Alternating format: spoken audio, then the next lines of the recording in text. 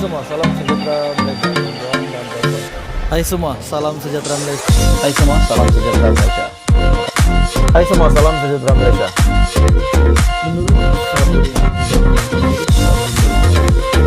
Hai semua, salam sejahtera Malaysia. Tuan-tuan dan puan-puan. Halo semua, salam sejahtera Malaysia. Selamat malam tuan-tuan dan puan-puan. Satu ulasan menarik saya nak kongsi dengan Anda. Ada tali barut dalam agensi penguat kuasa bantu kegiatan penjenayah. Suruhanjaya Pencegahan Rasuah Malaysia SPRM percaya terdapat tali barut dalam kalangan pegawai dan anggota agensi penguat kuasa dalam membantu kegiatan penjenayah. Pengarah kanan siasatannya, Datuk Seri Hishamuddin Hasim, berkata, menerusi bidang penguatkuasaan, tumpuan Suruhanjaya Pencegahan Rasuah Malaysia terarah kepada pembongkaran kes-kes bersindiket atau jenayah terancang yang memberi kesan kepada aspek sosioekonomi masyarakat. Adakah ini bermakna terdapat pengkhianat di dalam SPRM untuk beberapa kes yang menjadi ketakutan ramai orang? Isu RM 92.5 bilion takut-takut pula kalau ada di dalam kalangan SPRM yang menjadi tali barut, yang menjadi melakukan salah laku, melakukan sesuatu yang sepatutnya tidak dilakukan oleh pegawai SPRM untuk menegakkan keadilan, tuan-tuan dan puan-puan semua. Jelasnya ia membabitkan penyeludupan, perjudian, pemerdagangan manusia, pekerja asing tanpa izin, perlesenan, percukaian, dan Macau scam. Dan SPRM percaya terdapatnya tali barut di kalangan pegawai dan anggota agensi penguat kuasa dalam membantu kegiatan penjenayah-penjenayah ini. SPRM percaya terdapatnya tali barut di kalangan pegawai. Ini yang rakyat Malaysia takutkan, ini yang Anwar Ibrahim takutkan, dan sudah pasti ini yang di Pertuan Agong sendiri pun pasti tidak menyukai perkara ini. Sekiranya benar ada anggota SPRM, pendek kata anggota SPRM yang memang membantu case yang sepatutnya diselesaikan namun telah dibantu oleh mereka dan menjadikan case itu tidak selesai, bahkan diselesaikan mungkin secara tidak adil.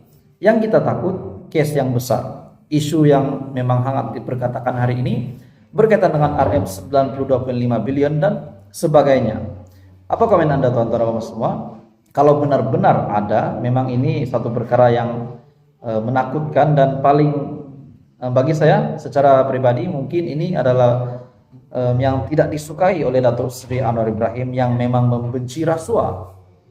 Bidang penguatkuasaan merupakan salah satu dari 3 bidang utama di bawah strategi pemerkasaan, penguatkuasaan berkesan yang diberi penekanan agensi itu dalam melangkah ke tahun 2023. 2 lagi bidang yang diberi tumpuan ialah bidang perolehan kerajaan dan bidang dana awam atau peruntukan khas kerajaan. Menurut Hishamuddin, dalam bidang perolehan kerajaan, tumpuan siasatan adalah untuk membanteras amalan rasuah dalam sistem perolehan kerajaan, mengelakkan daripada ketirisan, dan memastikan projek-projek atau perkhidmatan yang dilaksanakan mengikut undang-undang dan peraturan yang berkuat kuasa. Katanya, tumpuan turut diberikan kepada kegiatan monopoli projek ataupun kartel projek, projek-projek terbengkalai, dan projek-projek sakit yang menyebabkan kerugian besar kepada kerajaan dan melibatkan case grand corruption seperti individu berprofil tinggi. Oke, tuan-tuan dan puan semua, sebelum saya meneruskan isu yang lain, jangan lupa tekan tombol like, share, dan subscribe.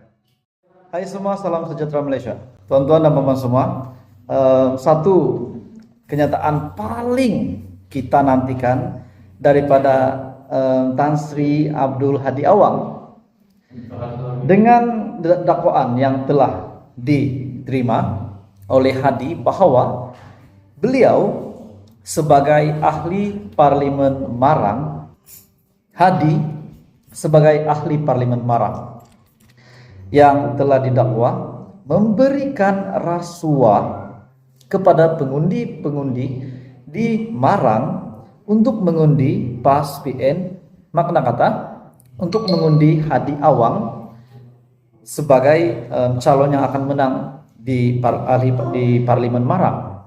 Dan pada akhirnya pengakuan Hadi ini, akhirnya Hadi mengaku bahwa itu bukan rasuah tetapi sedekah daripada orang awam, kata Presiden PAS tersebut.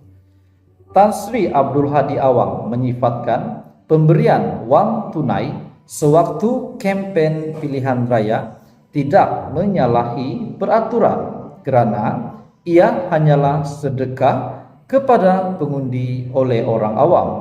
Presiden PAS itu berkata demikian ketika mengulas tindakan UMNO Terengganu yang memfailkan petition bagi kerusi Parlimen Marang, Kuala Terengganu dan Kemaman dengan alasan wujud rasuah kepada pengundi di ketiga-tiga kerusi terbabit ketika kampanye pilihan raya umum ke-15 ataupun PRU 15. Oke tuan-tuan dan bapak semua, setakat ini apa komen Anda? Adakah benar duit yang diberikan oleh Hadi Awang itu rasuah ataupun sedekah? Itu pertama. Saya bukan memburukkan siapa, namun saya hanya ingin bertanya pendapat Anda tuan-tuan dan bapak semua. Tapi sebenarnya Hadi mengaku dengan kenyataan Hadi ini, apa yang saya lihat sebagai pemerhati politik, kenyataan Hadi bahwa bukan rasuah tetapi sedekah daripada orang awam. Maksudnya, adakah Hadi mengaku beliau telah memberikan uang tetapi itu bukan rasuah melainkan sedekah? Mengikut undang-undang pilihan raya, calon dan wakil-wakil calon tidak boleh beri uang, tetapi orang awam mahu beri sedekah, maka terpulang kepada dia, katanya. Beliau juga berkata demikian ketika beliau ditemui selepas menyampaikan ucap utama pada Majlis Semarak Gelombang Rakyat bersama Perikatan Nasional dan Kenduri Rakyat di Kampung Tengah, Seri Menanti.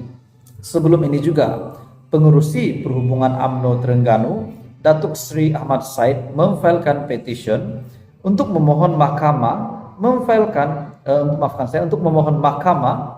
untuk keputusan itu, memohon mahkamah membatalkan keputusan yang telah dirasmikan di dalam pilihan raya umum ke-15 yang membabitkan kerusi Parlimen Marang, Kemaman dan Kuala Terengganu. Ahmad juga berkata petition yang difailkan di Mahkamah Tinggi Kuala Terengganu pada 3 Januari itu dibuat kerana beliau berlakunya pengagihan wang secara berleluasa di ketiga-tiga kawasan itu.